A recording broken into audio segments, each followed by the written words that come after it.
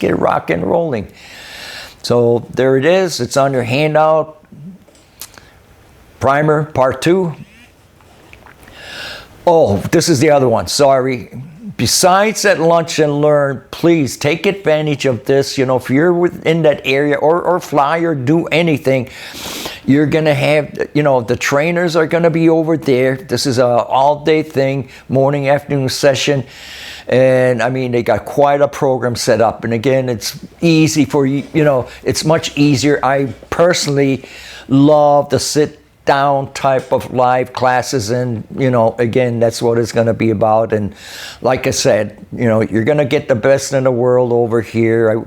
If I was half as good as these guys, I probably wouldn't be working the shop here doing what I got to do. So, but please participate in that. So I'm not even worried about this. You know who I am. It is what it is. You know. What are we going to do today? We're going to walk through a typical AC job. We're just start in the beginning. You know, it's like somebody mentioned the real world. A vehicle is going to come in, and you know, where do we start? What do we do? And again, if this is your first exposure, hopefully it'll help you out. You know, we'll nitpick for a few things. Talk about a little detecting leaks, and there's hundreds of different ways of doing it. Everybody's got their own favorite way of doing it, and I'll throw in a few case studies, 1 or 2, and we'll wrap it up with an AC generic diagnostic steps. So let's have some fun in this journey. I'm going to switch here. By the way, if I'm having trouble talking and stuff, I wound up getting something, so I got a little bit of sore throat and everything else, and the timing is not good for me to go on my little mini 4-day days off, but we're going to muster through this thing. So if you hear me coughing or whatever, you know, I'm not doing it on purpose. So back to this. Okay. This little unit that you see here, let's pretend something came in. We have a little bit of an issue, okay? So the first thing I want to always try to do is check to see if have a little pressure. Try to find a direction, and I try to not make it rocket science. Let's face it, if the system has no pressure, it means only one thing, and that means you got a leak. So ideally, try to locate the leak first if you can, and there's some telltale signs, you know, look around the fittings, look on the condenser and stuff, you get oil and everything. Save a lot of times, at least visually, you can verify that you have a leak, you know. If there is some pressure, distillate refrigerant can be added, you know. I still prefer recovering to actually see how much came out before adding refrigerant to check for leaks, you know, it's just me. It's a habit I'm into, so I'm going to switch something up. That little thing that you see up there, I've had it for years, to be honest with you. We'll hone in on this. I mean, it's a real quickie. If I got to go out there, I got 2-3 vehicles out there. Say, you know, lately I've been doing a lot of Amazon work, so if these vehicles come in, it gives me a real fast chance, you know, go put it on the low side, click it on. And of course, I'll look at the face and real fast, it's either going to have some in or it's not going to. But again, it'll give me a direction, you know. And right off the bat, you know, if I don't have no AC, it's a no-brainer. I mean, compressor's not even going to bother coming on. So, and again, let's, you know, we're not going to make rocket science out of this, you know. So next slide here. Now, I'm using my Robinair machine as example. Walk through some of the screenshots on there that you see the display, you know. So we'll do it step by step and try to do as much as we can in a little limited amount of times we have. So keep in mind, we are working with R134 only. R134 is usually not flammable, and I want to throw this in. However, just a little reminder, it could be combustible at certain pressures and ambient temperatures, you know, if we mix it with air under pressure in a sealed environment. Bottom line, don't use air pressure to test or leak test with compressed air, you know. So that's all I'm trying to point out with this slide. I put this up front, you know, and basically this slide is about flushing the hoses, you know, if the next vehicle to be serviced contains a different type of oil and so on, okay. You know, this is an important action you want to keep in mind. Get in the habit of doing this. It's called accounting for the refrigerant inside the service hoses, you know, because you want to keep in mind a typical 6-foot service hose holds approximately 2 ounces of refrigerant. Some machines are programmable to account for the hose lengths. And again, everybody might have different machines, so you're always going to have to go with your machine and so on, you know. Follow the prompts. So if you follow the prompts over here, connect the hose to the unit storage port connection, open a couple of valves, select start yes, begin the hose flush, display will read flush complete, connect serve. So again, depending on your machine, your specific machine that you guys have out there, you know, most of the time, most of your newer machines definitely, you know, allow you this option, and just, you know, you need to get in the book RTFI and, you know, get comfortable with that portion of it. Now, this is important, okay? This is a typical AC job, okay? It's nice because I'm going to try to highlight that thing. You know, you see this thing here? It's an automatic recycle guard sealing remover. I love this thing. I mean, you never know who put what in your machine, in the system, excuse me. So when you go to recover, protect that machine. It can get awful damn expensive, and it's not a complicated, it is absolutely great. It's quite heavy. I'll get to that in a minute, but you're going to have your hoses, auxiliary hoses go out. You're just breaking, you know, you're breaking in series with your machine, your low and, you know, high pressure lines. But you see over here, it says vacuum, recharge, and there's a recover. That thing here, I'll be very honest with you, I'll probably mention it with the next slide or two. Once in a while, I get so busy and I forget to kind of like, you know, follow that step. It's like, ooh, it's not vacuuming or whatever the case may be. But anyway, protect your machine. So now we're following the prompts again, okay? And if you look over here, it says, you know, prompts, do you wish to take a system pressure? I usually don't. I mean, that's you know, it's up to you. I mean, if you're trying to verify stuff. So it does go like a low side clear progress. You got to follow it. So we're going in the first stage recovering process. And you see how it's slowly recovering, okay?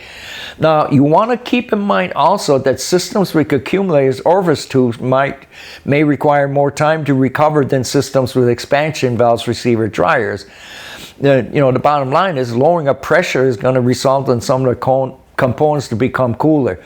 There's nothing wrong with heating the accumulator to raise that pressure in the accumulator, you know, and that hopefully will reduce the amount of time for the recovery process. You know, you can use a heating type of you know, the hair dryer blow gun, you know, electric heating pad, whatever the case may be. But this process sometimes is kind of like time consuming, you know. So here, looking at the gauge, it's easy to see the recovering progress. You know, keep in mind the gauges are the window into your AC system, okay? So always try to rely on your gauges to be your visual, kind of like a indicator of anything you do.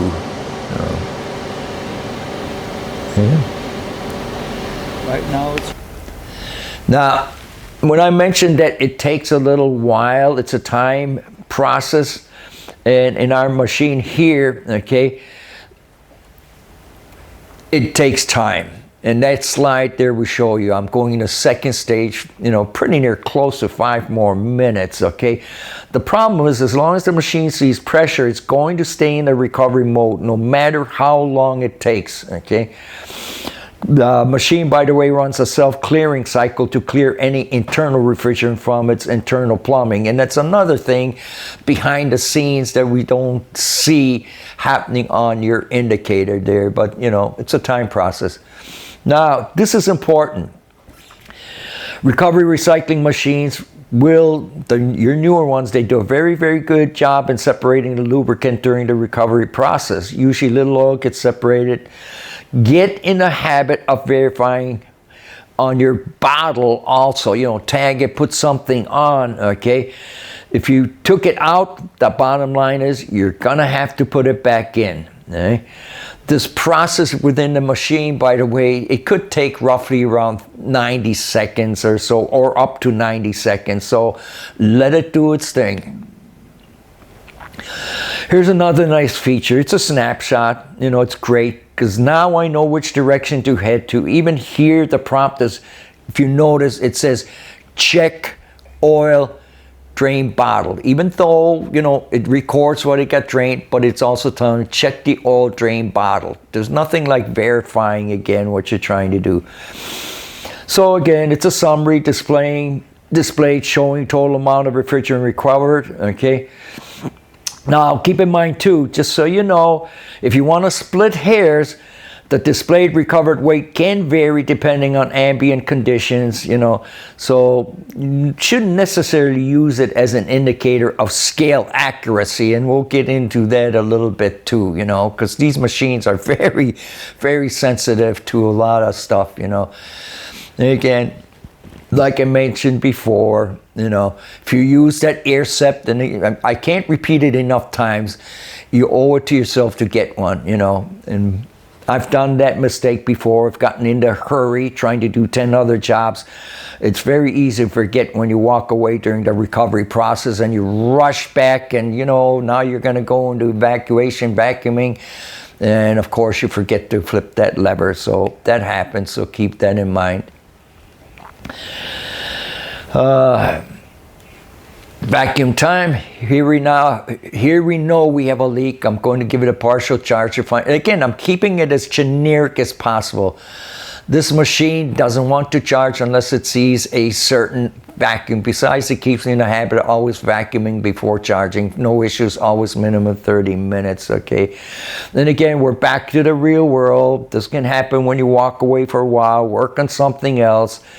Meanwhile, the vacuum is off, I mean, as far as the pump and so on. And of course, you have a leak. That's why you're trying to do it in the first place, you know, and it's going to reflect in a drop in the vacuum, okay? So you do have a vacuum leak test. It's optional. This basically performs a 5-minute pressure rise to leak check after the vacuum. And the vacuum process will halt if the pressure rises above roughly 5 psi. So again, depending on your machines, get comfortable with your machines. Here again, vacuuming process, you know, it's a slow process, you know. And I say vacuum, but evacuating is really the proper word. You know, before recharging, we must remove air and any remaining refrigerant. You know, so a good vacuum pump should be capable of bringing the system down to at least 29 inches of vacuum. By the way, that's at sea level. At higher elevations, the gauge reading might show less, but listen, a good pump will work great regardless of the altitude, you know, so little tidbits here, you know. Now, this is a good test regardless. Again, walk away, come back later, see the vacuum is maintained, you know. And again, on that one slide there, don't forget to flip the switch always. Little reminder. I guess I'm trying to remind myself what I'm doing here. Okay. Now, this one here, getting ready to put enough in to run a compressor, start looking for leaks. Okay. This procedure, by the way, doesn't require fully charged AC system, usually a few ounces. You know, roughly at least 50 psi gauge of pressure is sufficient to check for a leak. You know, keep in mind too, static pressure will be higher. Usually about 15% of total system charge should be enough to obtain a minimum pressure required to check for leaks. So you don't have to fully charge, you know. So, you know, just go for it, you know, because the whole idea is you do realize you have a little leak, you know, let's go for it. So, this one here, okay? This machine, I told you, is very, very sensitive, as are so many out there. I've had a little too much weight on it on occasion. Let me know and not continue. This basically happened recently. I was in a hurry, and that little aircept thing, it's got a little strap, and usually I hang it on someplace on a bracket or something on the vehicle, okay, because it is quite weighty, and those straps are really great. They hold it on real good. Plus it gets the hoses a little bit closer, because I'm preaching a choir. You get into the trucks, you know, sometimes you gotta really reach down for the hoses, you know. But this time, you know, I kind of like left it on the machine, tangling on the handle, and all of a sudden the prompt came up. It says, nope, can't go any farther. You got too much weight on the machine. And I'm like, holy moly, wow. It didn't take me long to figure out what was going on. I pulled that aircept off the machine, no problem whatsoever. But I'm trying to make a point here that some of these are very sensitive. Which leads me to, okay, once in a while, you might have to, let's face it, you know, you're bouncing and trouncing this thing all around the shop, you know. And of course, SAE J2788 actually requires equipment to be capable of indicating and recharging the system to within, and that's like very, not much, to 0.50 ounces of vehicle manufacturer spec, you know. So what those pennies is for, you see it in the next slide here, okay, 33 pennies is 3 ounces. Place the pennies on your refrigerant bottle, check the scale reading. If the scale is adjusted properly, guess what? It only makes sense. The reading on the machine should read 3 ounces. 33 pennies, 3 ounces, yeah, 3 ounces more. Does not read the correct amount, plus or minus ounce.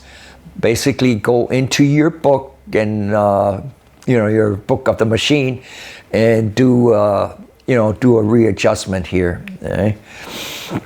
So now, again, gauges our window into your system.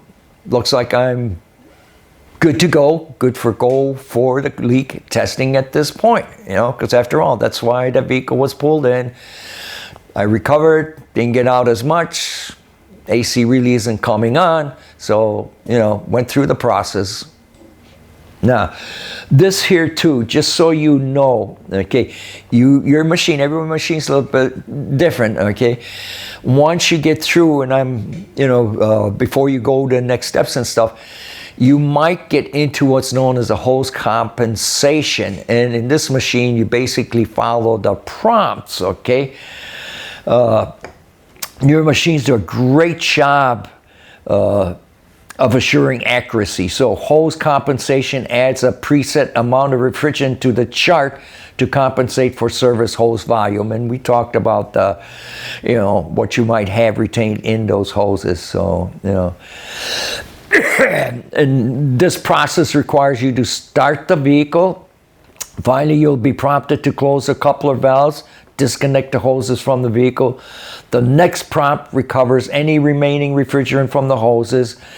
If the low side, the blue one, or the high side, the red one, is left open, you want to keep in mind, okay, the reason why I close it is, but that during hose clearing process, the system will pull refrigerant back out of the vehicle. So make sure that your hoses are closed, or, you know, turn the lever out so you don't have the connection, you know, between your vehicle and the machine. It's closed up, locked out. Okay?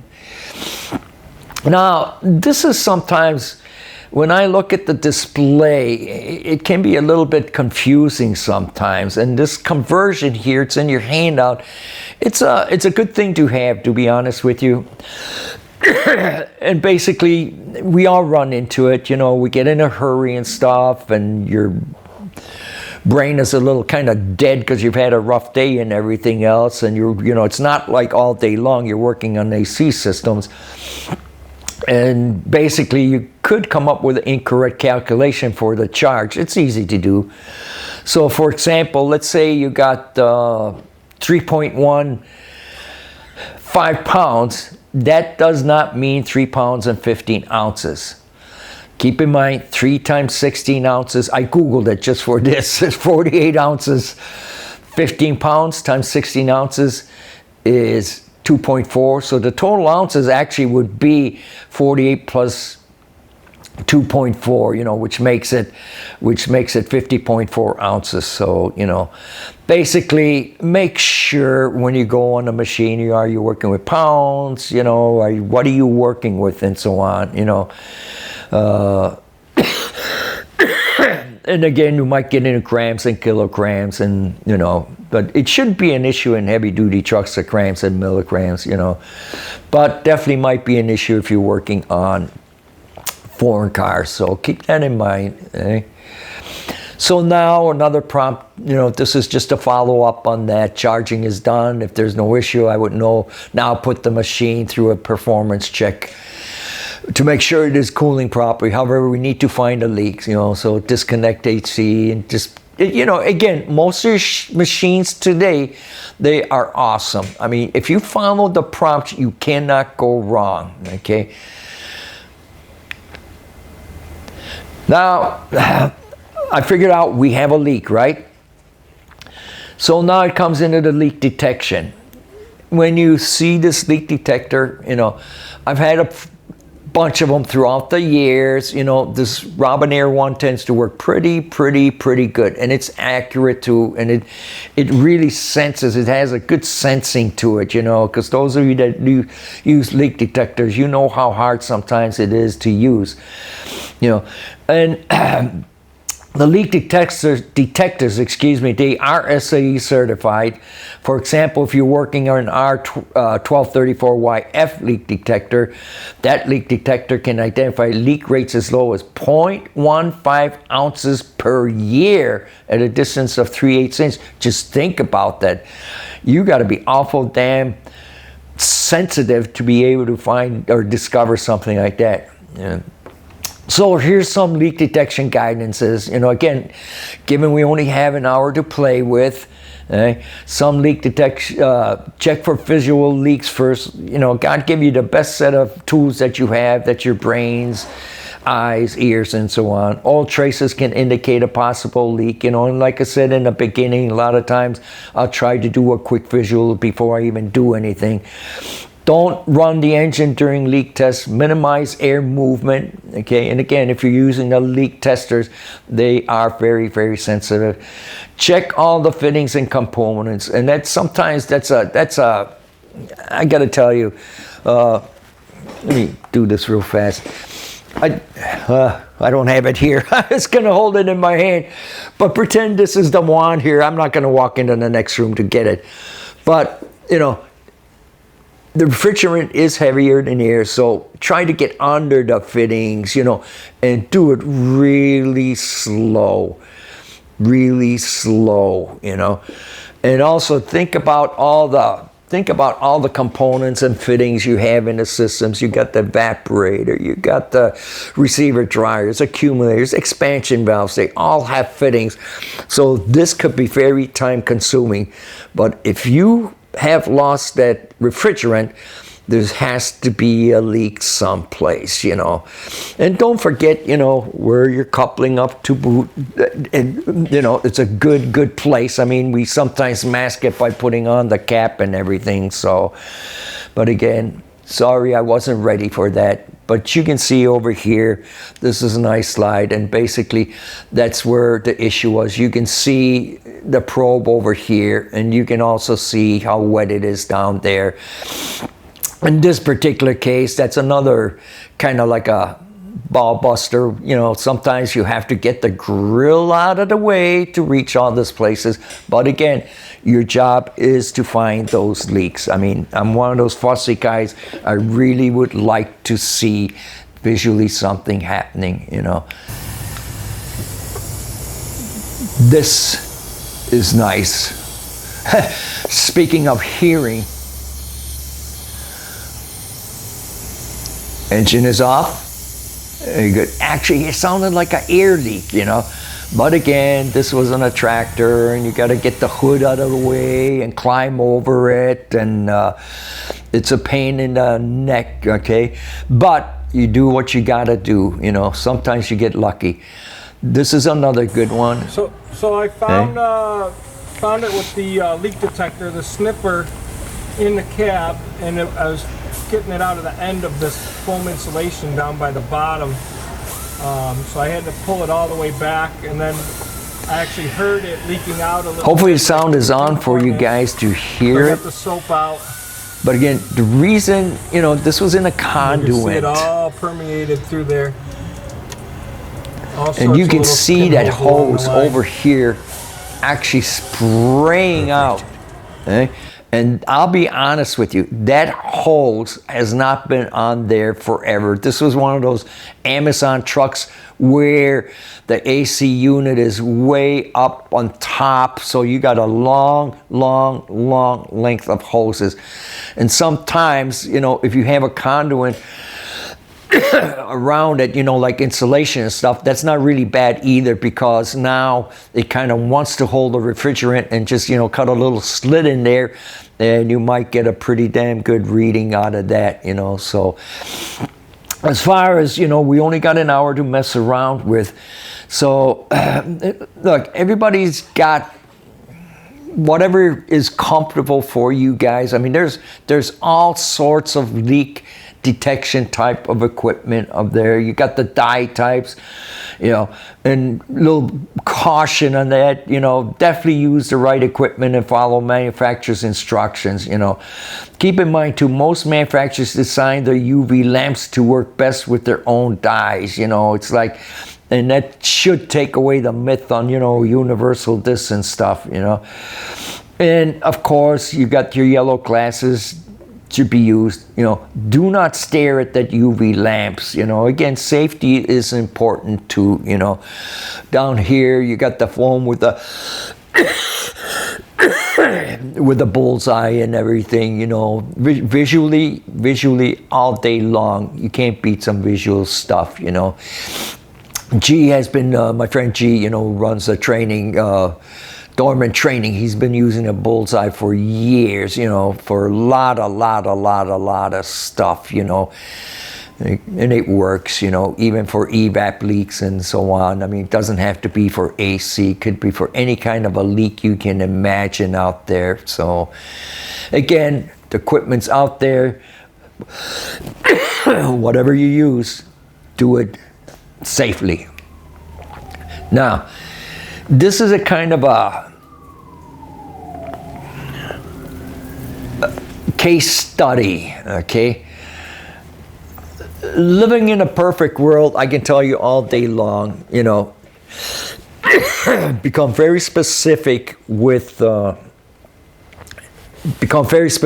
amount that you put in there, or you need the numbers, how much refrigerant came out of there, and so on and so on. But sometimes you're not that lucky. Sometimes something comes into the bay that's like it throws a book out of the ballpark, and not that you're going to hit the wall, but you're going to have to kind of like think about it, use your resources and stuff. So this case study is a perfect example, you know. This was a huge RV, you know, it's got the pusher engine in the back. You know, we get a lot of RV work here because a lot of the places, the RV manufacturers and, you know, people that sell the RVs, they're more in the cosmetic portion of it. They're not necessarily in the engine stuff and anything else that goes along with it. So we get a lot of these customers, you know. So, and RVs are sometimes a pain, to be honest with you. I don't want to, it is kind of on the subject and off the subject, but a lot of places, shops don't like to work on RVs too. Just think about you're kind of going in with your dirty, greasy hands and feet and stuff, and it takes a lot of matting to go if you're walking from one end to the RV and stuff. So a lot of shops shy away from that kind of stuff. So, but we don't care, you know. But anyway, the complaint doesn't seem to cool the air like it did last year. Vehicle's been sitting around for 6 months since it was last used. And of course, in the real world, you guys might even have your own vehicle, your personal vehicle. It's like, it's not cooling the way it should.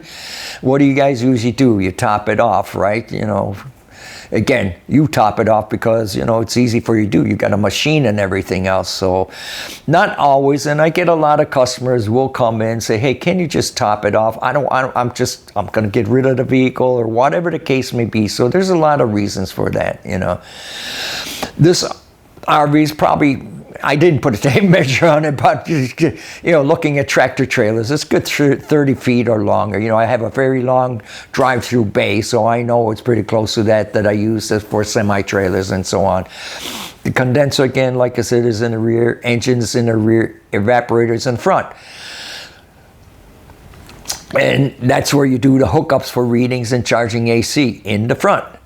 But really, put this into perspective. How long do you think the lines are? Guess where the compressor is? Way the hell back there. What's the distance a refrigerant must travel?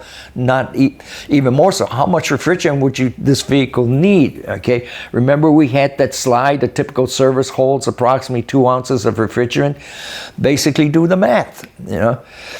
The front RV showing hookup of lines, and I just put that in. We used that in our AC classes that G and I did. It's a good little bit of an enforcer.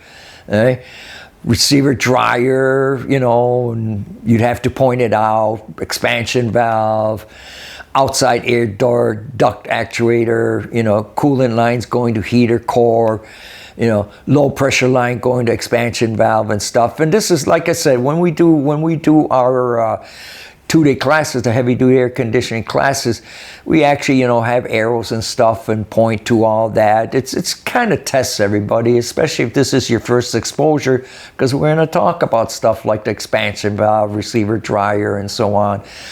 And, here it is, remote sensing thermostat, located in evaporator. Compressor clutches are often controlled by this, sometimes called a cold control. Remote bulb is usually located in, expansion valve block, low side suction line. So, if you put it like in a handout and stuff, it's another nice way of, and there's so many commonalities to these, all day long.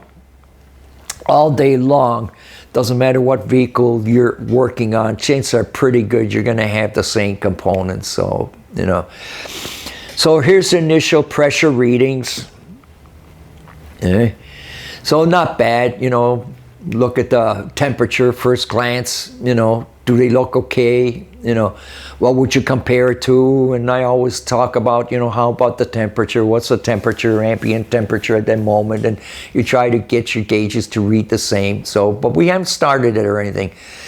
So now we start to recover to see how much came out. It's a process again, and we had the little slides, takes forever, first stage, second stage, and so on.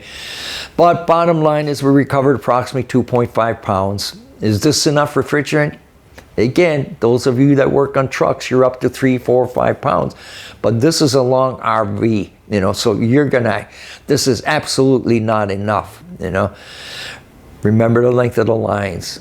Unfortunately, and this is sad, not sad, but it does happen, we do not know how much refrigerant it is supposed to hold.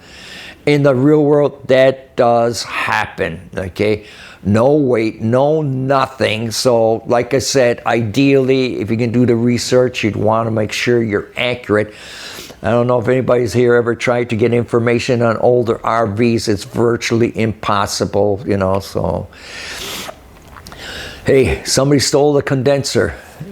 Just had to try to throw in a little humor. That's the radiator, rear engine driven, just if you've never experienced that. Condensers between a radiator and engine, need to get the bed inside apart to get on at anything. And then again, a lot of people don't like working on RVs.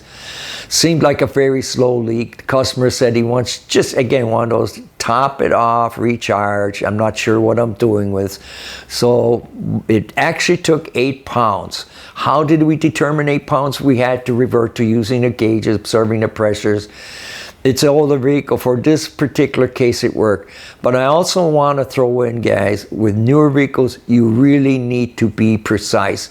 And you get into these cars where you're under a pound of refrigerant, I'm going to tell you, you need to be on the money. And this is why make sure with the hoses, you're compensating for everything and so on, But the other issue was, so we put the charge in, it's not cooling, okay?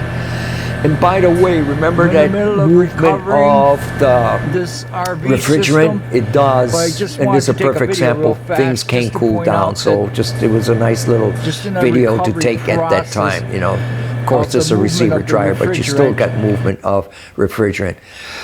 Now, after charging, we noticed the high side pressure was high after charging. So what's up with that?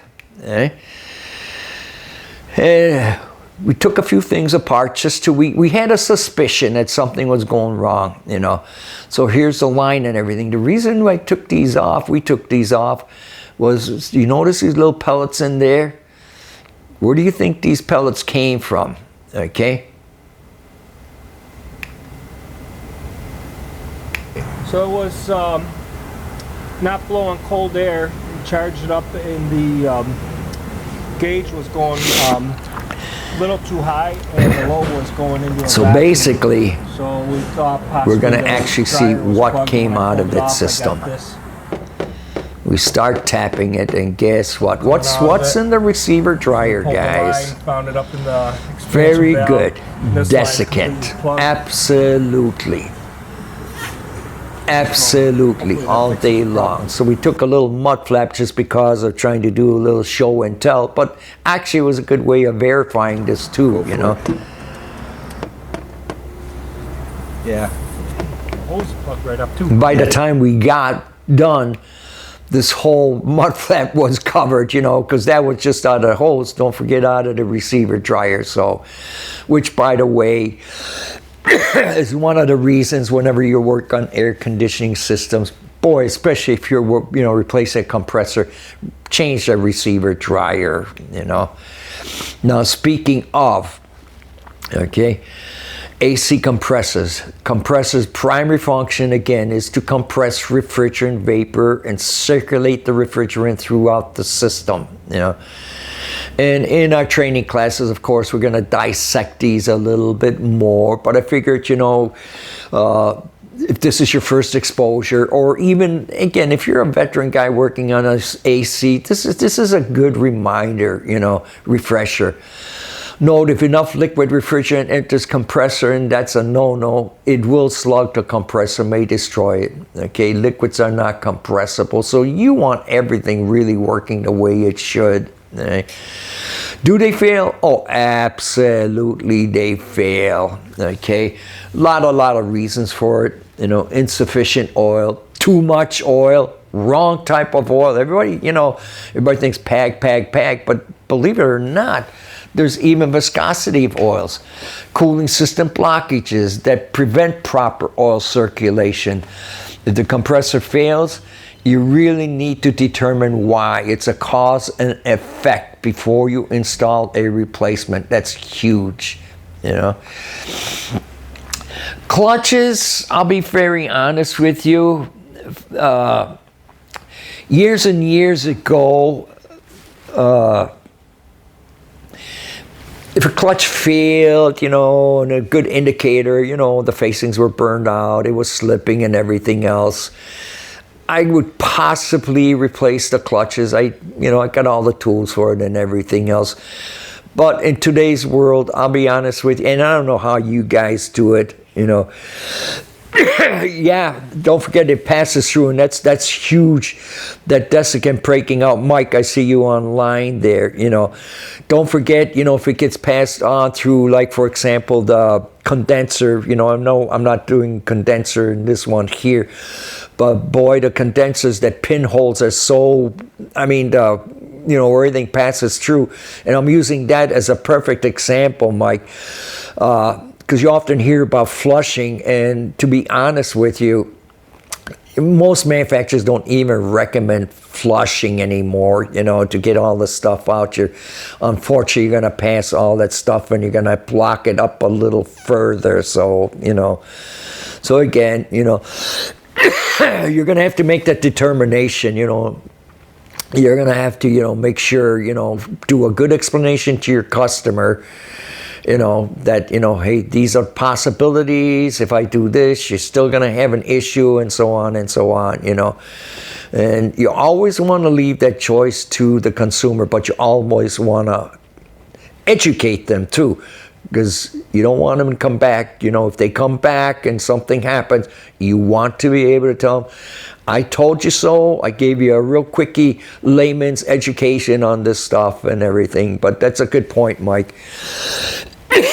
But back to this, most of the time, okay, I kind of like, what, change the whole compressor, and reminder again, I guess maybe because if we had the previous slide, always replace the filter dryers and accumulators when you're replacing a compressor, Make sure, it just, throw it in as part of doing the job, throw it into the estimate, and be adamant that, this is what it's going to take. I'm not going to change an AC compressor without changing that, and I don't want to say you want to get to the point, say, hey, listen, if you want somebody else to do it, some other shop, go for it. But we get pretty adamant, and we never have issues with customers. They get it. You're trying to do a little preventive maintenance for them too, Then of course, you guys that work in the fleets,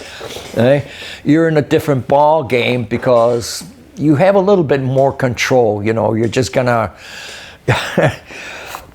you just got to look at your boss or whatever, or if you're the one making decisions, it's like, decision made, no brainer. You do what you got to do. Hopefully nobody questions you, so I had to throw that into, a little bit of advantage on working on fleets, so. And if you happen to get into this, the air gap is important.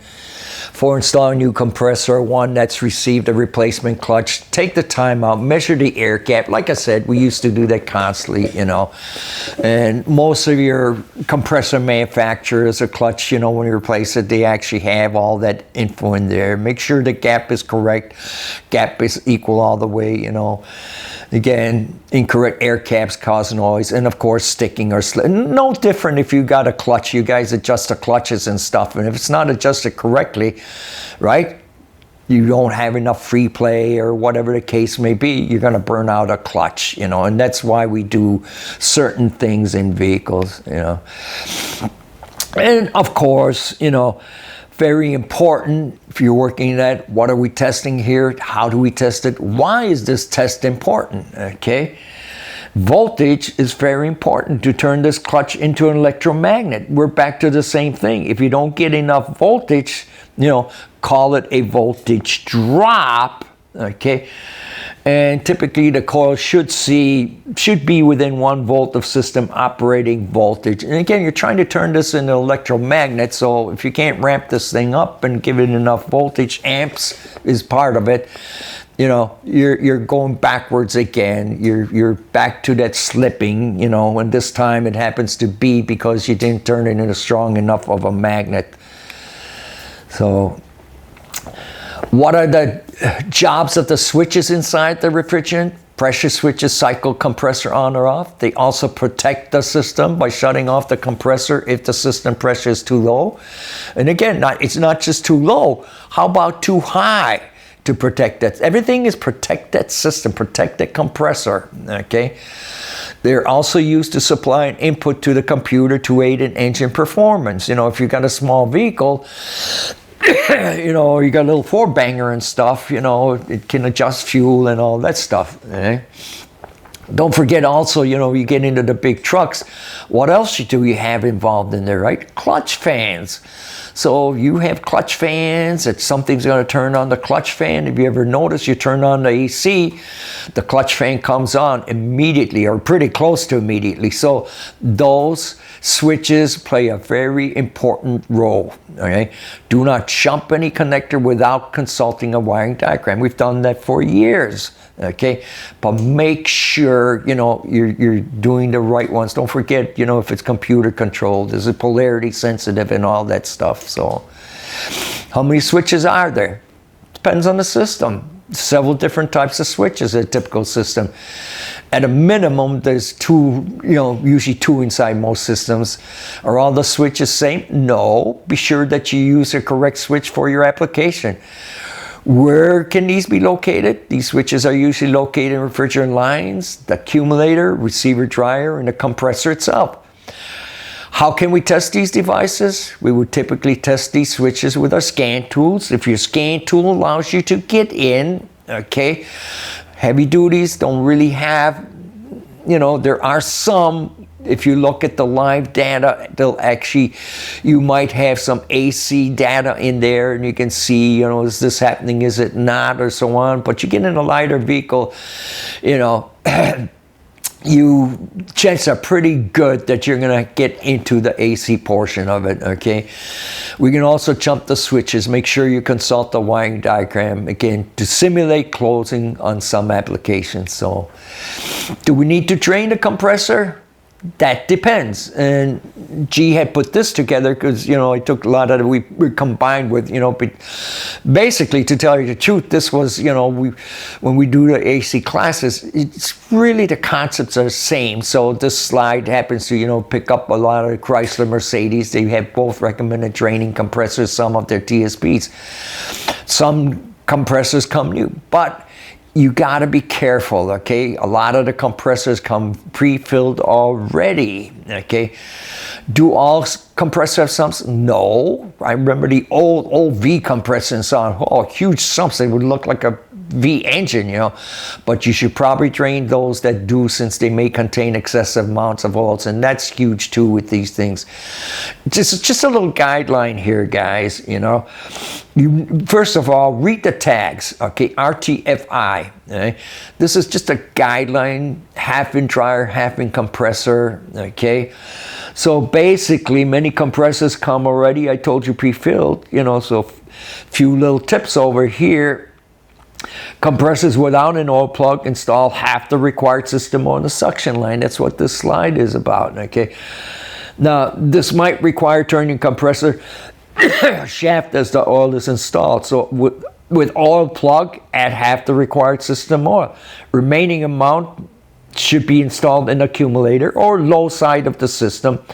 Always, again, I can't emphasize enough, okay, turn the compressor shaft at least 10 revolutions after the hoses are connected and prior to starting the engine, okay? This pumps excess liquid lubricant out of the compressor cylinders and into the system where it belongs. So, bottom line is RTFI, okay? Again, you're trying to avoid slugging. Let me get my face out of there. Set the cabin ventilation, center duct, position open the ducts, adjust up lower speed, mid-level. Start the engine without running air conditions. Let the engine idle uninterrupted. So, again, you got a lot of good information there. Repeat that process. PAG oils, okay? They're hygroscopic, okay? If you guys have talked about... hold on a second. Hello, I've seen replacement and receiver dryers had both ports the same size and thread pitch, and both lines were the same size, identical O-ring. You could put compressed air through either side and you could not determine inlet and outlet. New dryer had no label on it, even though it was new. Have you seen this?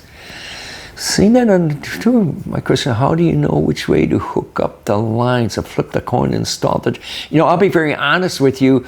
A lot of them, that's a good question. Maybe somebody else on there has run across and got an answer, but a lot of them might have a little arrow on it and so on, and they might have something embossed on there too. I would definitely look at that. And I would try to, if you're putting another one on, I suppose if you run into that, I would definitely kind of, if you're replacing the same receiver dryer, I might see if there's any kind of identification on, that you can compare to with the one that you took off to try to make sense. So if you guys are on the chat box, anybody, if you got a good answer, go for it, So, even, like I said, that flow in the direction is very, very important. That's a good question, The bag lubricant, okay, again, hygroscopic, that means they like to absorb moisture just like brake fluid, so keep those containers tight, use what you can. I don't know if you want to, reuse them. The R134 systems typically use polyalkylene glycol PAG lubricant. But bottom line is verify under the hood tag as to the viscosity and so on. And keep in mind too much, too little, wrong viscosity, that can really be dangerous to your compressor. Too much oil can cause the compressor to hydraulically lock up. Never mix lubricants, you know. So evacuation causes moisture. This is just a little reminder, you know, 30 to 45 minutes at a minimum. I've walked away from vehicles, let it sit for an hour. I don't care, no big deal. Now we're gonna walk through, I'm pushing time now. And again, that's why I said I look for the arrow indicating direction, you know. Actually, you know what? I see, or I'm not installing it until I figure it out. That's a good point. But back to this slide here, AC system diagnostics. Check the basics, guys. Check the basics. Cannot work when other major systems are malfunctioning. And that means your cooling, battery charging system are important, okay? Either one of them reduce cooling. So a good visual inspection is important, right? You want to verify the complaint always. I mean, we can spend, you know, hours on this stuff. You know, we have a kind of like a performance check that we walk through when we, you know, do the classes. Perform visual inspection, check system pressure, performance test, pull any codes, isolate and repair problems, you know. And unfortunately, in heavy duty trucks, you're not necessarily going to get any codes. You know, if you're inside, check the duct temperature, look for 30 degrees differences. And we spend a lot of time in, you know, in our 2-day classes, we actually do that, you know, and that's the way I love learning, you know, when you actually, everybody's standing around and let's do exactly what we got in the slides here, you know.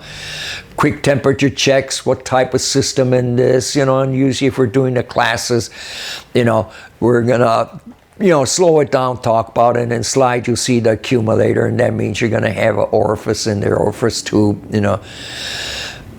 Should be close to equal. And again, this is in your handouts. It's great stuff. You know, follow this. You know, it's another little, a little bit of a bonus in your handout. Doesn't matter if it's on a car, truck, or whatever. If you follow this stuff, expansion valve inlet should be warm to touch. Frost indicates low charge. You know, check for excessive compressor vibration caused by internal compressor problems. You know, not many people think about that. And I'll be honest with you, just think about what give you, you know, God gave you a good set of tools, and, you know, this is another, you know, use your hands, use your touch, use your feel, okay?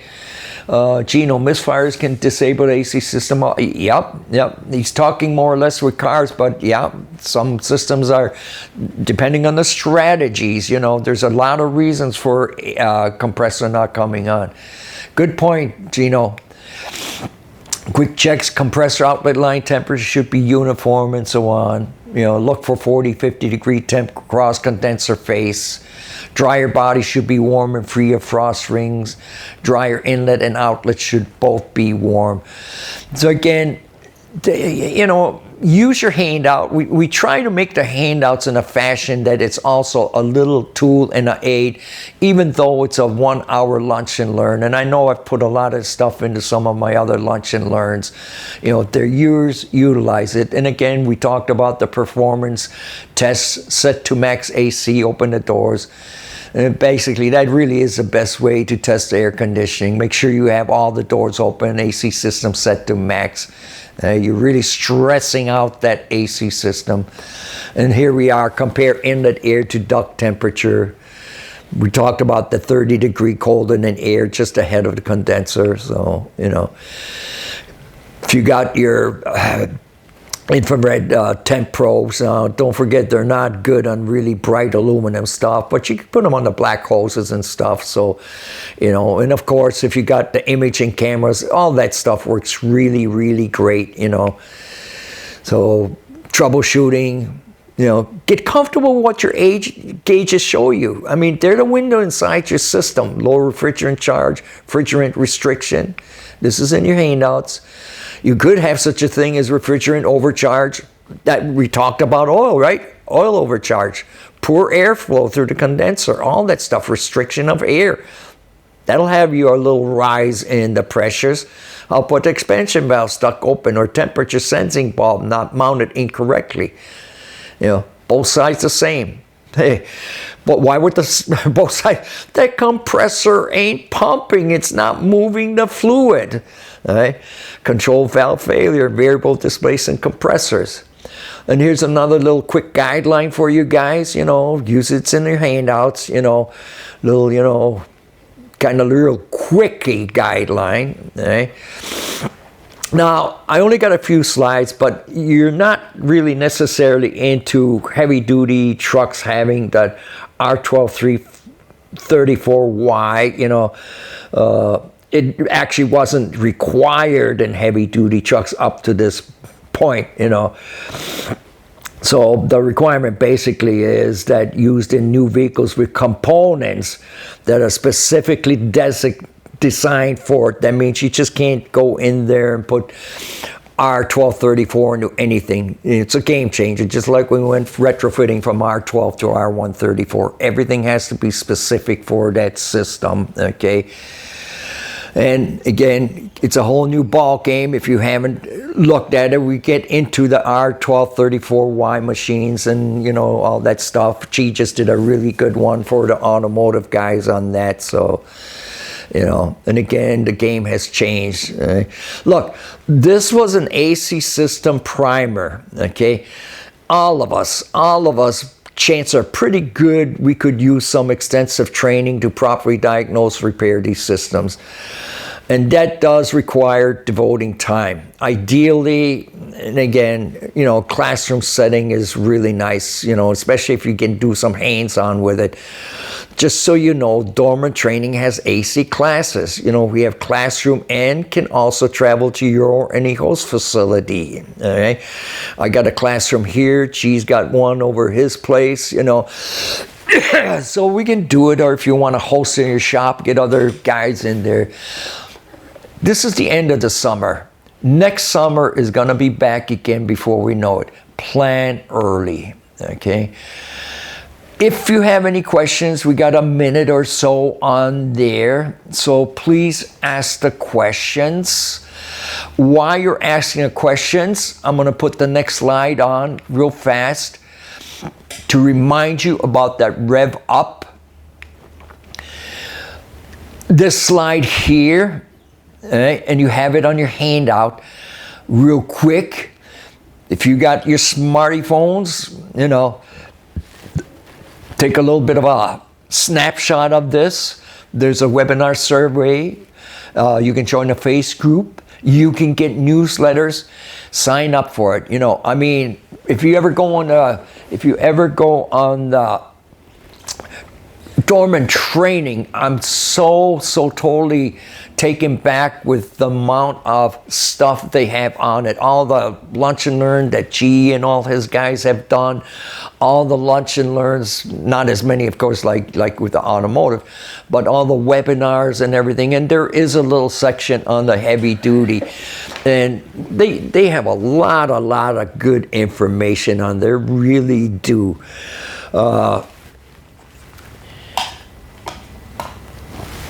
Look forward to seeing you in PA next month.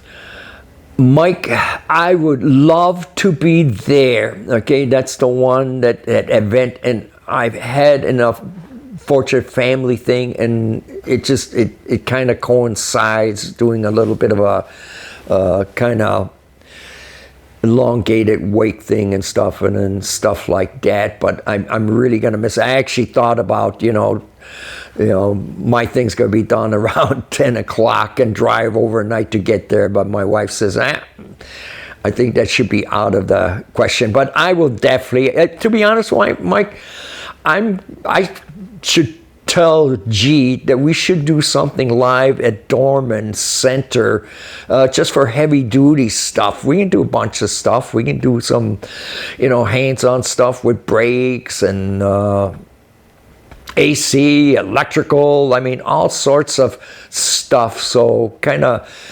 as long as you guys want some of this stuff, I'm sure we can put stuff together. So thanks much for the refresher. And I said, this is, I'm one of the first ones to admit that I'll always pick up something, no matter, what I watch, even though I think I've done something for 40, 50 years, there's always something. Even if you pick up a little bit, it's good. It's a great thing. So, are you on, Doreen, or G, or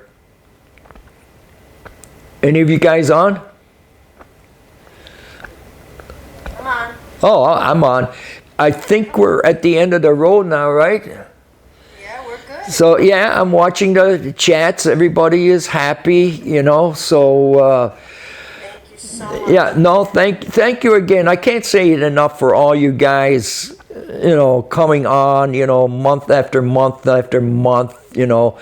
And like Mike and Gino, you guys are there all the times. You even communicate with me beyond that, you know.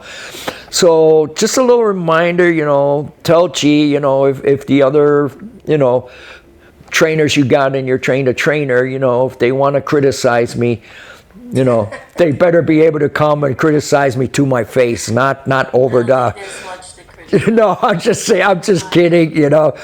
So it's another one I missed, you know, while the training's together. I gotta find time to do all that stuff, you know. So, you know, maybe you guys need to work around my schedule. Not that I, you know, it should be that way, but you know. But thank you again.